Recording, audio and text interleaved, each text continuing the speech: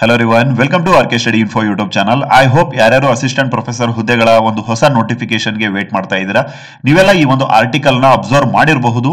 ಇವತ್ತಿನ ಪ್ರಜಾವಾಣಿಯಲ್ಲಿ ಪ್ರಕಟ ಆಗಿದೆ. ಸರ್ಕಾರಿ ಪ್ರಥಮ ದರ್ಜೆ ಕಾಲೇಜುಗಳಿಗೆ 7,000 ಹುದ್ದೆಗಳ ಅಂದ್ರೆ ಪ್ರಾಧ್ಯಾಪಕರುಗಳ ಹುದ್ದೆಗಳ ನೇಮಕಾತಿ ಅಂತ ಹೇಳಿ.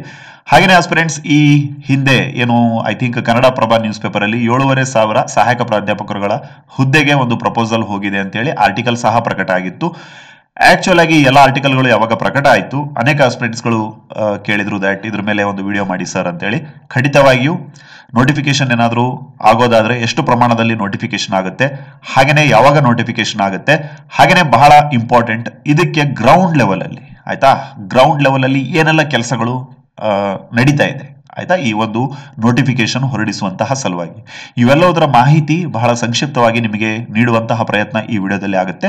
Let's begin aspirants. ನಮ್ಮ ಚಾನಲ್ನ ಮೊದಲೇ ಬಾರಿಗೆ ನೋಡ್ತಾ ಇದ್ರೆ, ಹಾಗೆ ಇನ್ನು ಯಾರು ಸಬ್ಸ್ಕ್ರೈಬ್ ಮಾಡದೆ ನೋಡ್ತಾ ಇದ್ರೆ ಸಬ್ಸ್ಕ್ರೈಬ್ ಮಾಡ್ಕೊಳ್ಳಿ. ಹಾಗೆ ಬೆಲ್ ಬಟನ್ ಅನ್ನು ಕ್ಲಿಕ್ ಮಾಡಿ ಆಲ್ ಅನ್ನುವಂಥ ಆಪ್ಷನ್ ಸೆಲೆಕ್ಟ್ ಮಾಡಿ. ಬಿಕಾಸ್ ನಾವು ಮಾಡುವಂತಹ ಪ್ರತಿಯೊಂದು higher education related, assistant professor related ಎಲ್ಲ ವಿಡಿಯೋಸ್ಗಳು ನಿಮಗೆ ಬಂದು ರೀಚ್ ಆಗುತ್ತೆ.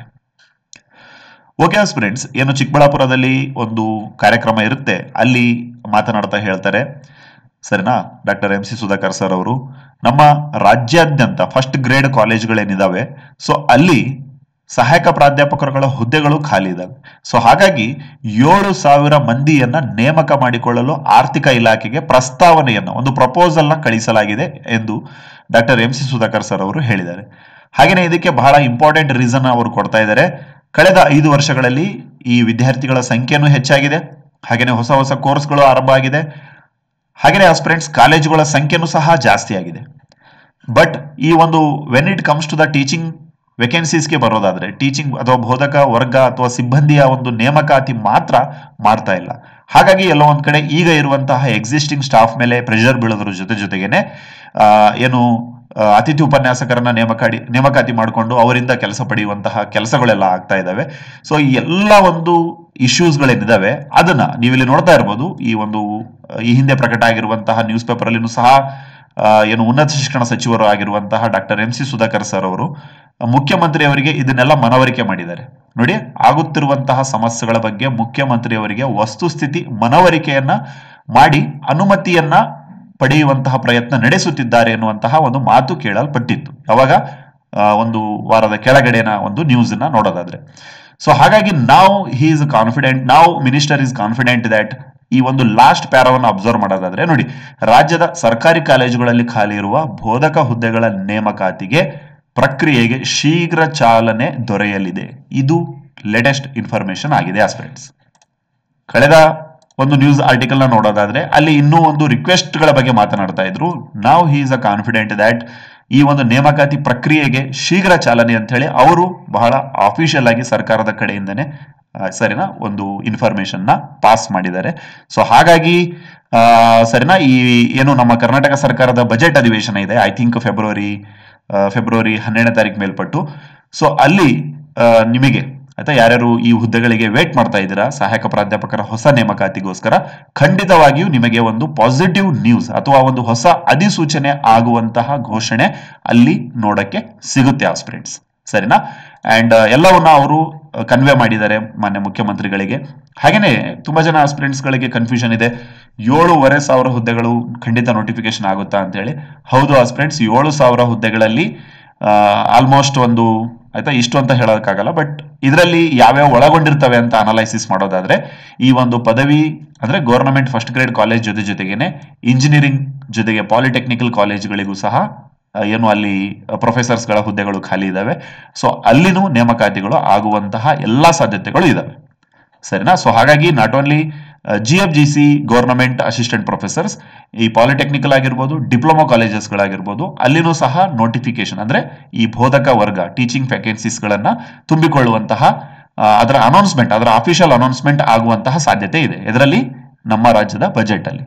ಹಾಗೇನೆ ತುಂಬಾನೇ ಕಾನ್ಫಿಡೆಂಟ್ ಆಗಿ ಹೇಳಿರೋದ್ರಿಂದ ಸರಿನಾ, ನೋಡಿ ನೇಮಕಾತಿ ಪ್ರಕ್ರಿಯೆಗೆ ಚಾಲನೆ ದೊರೆಯಲಿದೆ ಅಂತ ಹೇಳಿದ್ದಾರೆ ಅವರು ಆಯ್ತಾ, ನೋಡೋಣ ಮಾಡೋಣ ಅಂತ ಹೇಳಿಲ್ಲ ಸರಿನಾ. ನೋಟಿಫಿಕೇಶನ್ ವಿಲ್ ಬಿಗಿನ್ ಶಾರ್ಟ್ಲಿ ಅಂತ ಅವರೇ ಅನೌನ್ಸ್ಮೆಂಟ್ ಅನ್ನ ಮಾಡಿದ್ದಾರೆ, ಮಾನ್ಯ ಹೈಯರ್ ಎಜುಕೇಶನ್ ಮಿನಿಸ್ಟರ್ ಅವರು.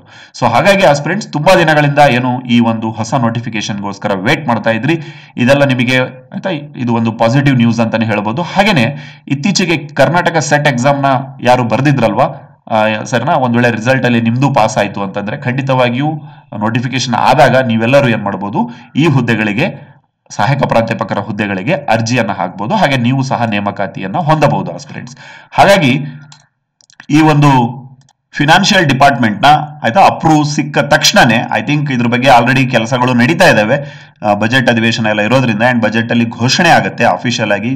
ಸಿಎಂ ಆಫ್ ಕರ್ನಾಟಕ ಅವರು ಏನ್ ಮಾಡ್ತಾರೆ, ನಮ್ಮ ರಾಜ್ಯದ ಏನು ಪ್ರಥಮ ದರ್ಜೆ ಕಾಲೇಜುಗಳಲ್ಲಿ ಖಾಲಿ ಇರುವಂತಹ ಹುದ್ದೆಗಳನ್ನ ನಾವು ತುಂಬುತ್ತೇವೆ ಇದೇ ವರ್ಷ ಅಂತೇಳಿ ಒಂದ್ ವೇಳೆ ಅವರು ಘೋಷಣೆಯನ್ನ ಮಾಡಿದ್ದೇ ಆಗಿದ್ರೆ, ಹಾಗೆ ಅದಕ್ಕೆ ಬೇಕಾಗಿರುವಂತಹ ಬಜೆಟ್ ಅನ್ನ ತೆಗೆದಿಟ್ಟಿದ್ದೇ ಆಗಿದ್ರೆ ಖಂಡಿತವಾಗಿಯೂ ಏನಾಗುತ್ತೆ, ಸರಿನಾ, ಇನ್ನೊಂದು ಸ್ವಲ್ಪ ತಿಂಗಳುಗಳಲ್ಲಿ ಅಥವಾ ದಿನಗಳಲ್ಲಿನೇ ಹೊಸ ಒಂದು ಅಧಿಸೂಚನೆಯನ್ನು ನಮಗೆ ನೋಡಕ್ಕೆ ಸಿಗುತ್ತೆ. ಅಂಡ್ ಆಯ್ತಾ, ಒಂದು ಭರ್ಜರಿ ನೇಮಕಾತಿ ಆಗುತ್ತೆ ಅಂತ ಹೇಳ್ಬೋದು. 7,000 ಸಹಾಯಕ ಪ್ರಾಧ್ಯಾಪಕರುಗಳ ನೇಮಕಾತಿ. ಇದರಲ್ಲಿ GFGC ವೇಕೆನ್ಸೀಸ್ಗಳು ಇರ್ತವೆ.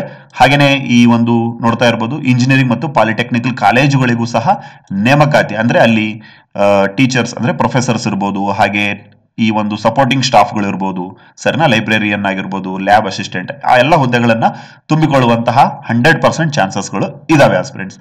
ಸೊ ಈ ಎಲ್ಲದಕ್ಕೆ ಉತ್ತರ ಏನು ಅಂತ ಹೇಳೋದಾದ್ರೆ, ಏನು ಬಜೆಟ್ ಅಧಿವೇಶನ ಇದೆ ಫೆಬ್ರವರಿ 12ನೇ ತಾರೀಕು ಮೇಲ್ಪಟ್ಟು.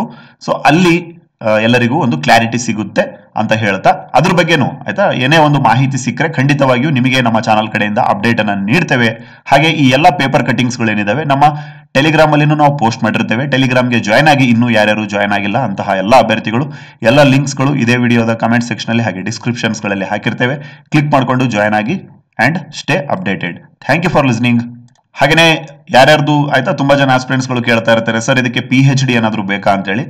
ನೋಡಿ, UGC ಕಡೆಯಿಂದಾನೇ ಕ್ಲಿಯರೆನ್ಸ್ ಆಗಿದೆ ದಟ್ ಯಾವುದೇ ಕಾರಣಕ್ಕೂ PhD ಎಲ್ಲ ಬೇಕಾಗೋದಿಲ್ಲ ಅಸಿಸ್ಟೆಂಟ್ ಪ್ರೊಫೆಸರ್ಸ್ ಗಳು ಆಗೋದಕ್ಕೆ, even in the universities also. So ನೀವೇನ್ ಮಾಡಿ, ಯಾರ್ಯಾರ್ದು KSET ಮತ್ತು UGC ನೆಟ್ ಕ್ವಾಲಿಫೈಡ್ ಅಭ್ಯರ್ಥಿಗಳಿದ್ದೀರಾ ಆಯ್ತಾ, ನಿಮ್ದು ಏನು ಕೋರ್ ಸಬ್ಜೆಕ್ಟ್ ಇದೆ, ನಿಮ್ಮ ಆಪ್ಷನಲ್ ಸಬ್ಜೆಕ್ಟ್ ಇದೆ, ಅದನ್ನ ಚೆನ್ನಾಗಿ ಓದ್ಕೊಳ್ಳಿ. ಅದ್ರ ಜೊತೆಗೆ ಜನರಲ್ ನಾಲೆಜ್ ಅನ್ನ ಚೆನ್ನಾಗಿ ಓದ್ಕೊಳ್ಳಿ. 2 ಪೇಪರ್ಗಳು ಇರ್ತವೆ. ಹಾಗೇನೆ ಆಸ್ಪಿರೆಂಟ್ಸ್ ಸರಿನಾ, ಈ ವರ್ಷದ ಯಾರ್ಯಾರು KSET ಅಭ್ಯರ್ಥಿಗಳು ಆಯ್ತಾ, ಒಂದ್ ವೇಳೆ ನಿಮ್ಮ ರಿಸಲ್ಟ್ ಚೆನ್ನಾಗಿ ಬಂದು ನೀವು ಕ್ವಾಲಿಫೈ ಆಯ್ತು ಅಂತಂದ್ರೆ, ಸೊ ನಿಮ್ಗೂ ಇದೊಂದು ಪಾಸಿಟಿವ್ ಅಂತಾನೆ ಹೇಳ್ಬೋದು. ನಿಮ್ಮ ಏನು ಪ್ರೊಫೆಸರ್ ಆಗುವಂತಹ ಕನಸು ಖಂಡಿತವಾಗಿಯೂ ನನ್ಸ್ ಆಗುತ್ತೆ, ಹಾಗೆ ಆಗ್ಲಿ ಅಂತ ನಮ್ಮ ಒಂದು ಹಾರೈಕೆ. Thank you for listening. God bless you all.